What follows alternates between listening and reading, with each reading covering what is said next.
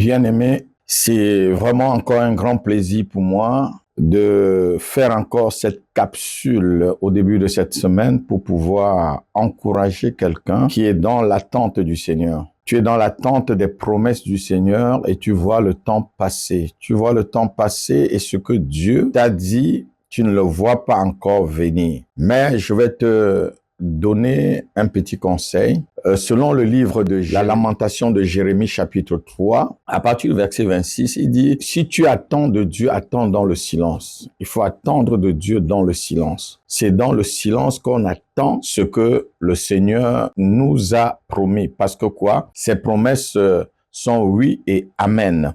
Si Dieu t'a promis quelque chose, il fera des pieds et des mains pour que tu puisses recevoir cette chose. Il a dit au peuple d'Israël, dans le livre d'Exode, chapitre 14, verset 13 jusqu'à 14 par là, il dit « Attendez et vous verrez la délivrance de l'Éternel. » Et sans vraiment aussi vous donner plusieurs versets pour vous encourager d'attendre, l'apôtre Paul dit ceci dans le livre de Romains, et il dit au chapitre 4, à partir du verset 18 par là, il dit « Espérant contre toute espérance », en parlant de notre père Abraham, le père de la foi, il a cru que ce que Dieu l'avait promis, Dieu pouvait vraiment le faire, et ça a permis que Abraham puisse être le père d'une très grande nation, d'une multitude de nations ou d'une multitude de peuples.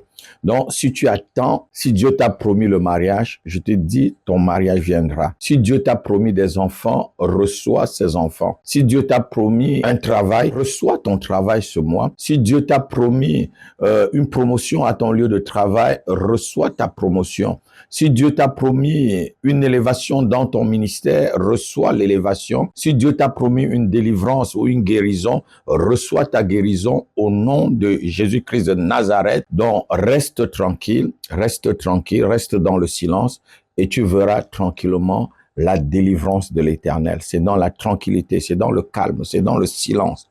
Dieu agit dans le silence. Ses promesses sont oui et amen. Donc, il a déjà dit oui pour ta guérison.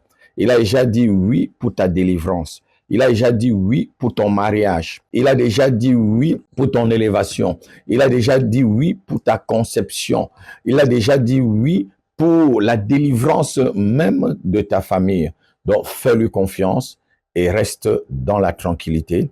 Lamentation de Jérémie. Jérémie, c'est quelqu'un qui se lamentait beaucoup. Vous savez, dans le chapitre 18, je crois, chapitre 15, verset 18 par là, il dit, est-ce que toi, le Seigneur, tu es pour moi une source trompeuse? Donc, tellement de choses que Jérémie attendait, il ne le voyait pas. Mais finalement, Dieu l'a dit, c'est dans le silence. Mon frère, reste dans le silence. Dieu va agir. Ma sœur, reste dans le calme. Le Seigneur est avec toi. Ne te gêne pas, ta délivrance arrive. Même si la prophétie tarde à arriver, elle est en train de courir vers toi. Elle est en train de courir vers toi. Elle court avec une grande vitesse. Et le Seigneur accélère cela avant la fin de cette année. Reçois tes promesses. Reçois tes promesses. Entre en possession de tes possessions.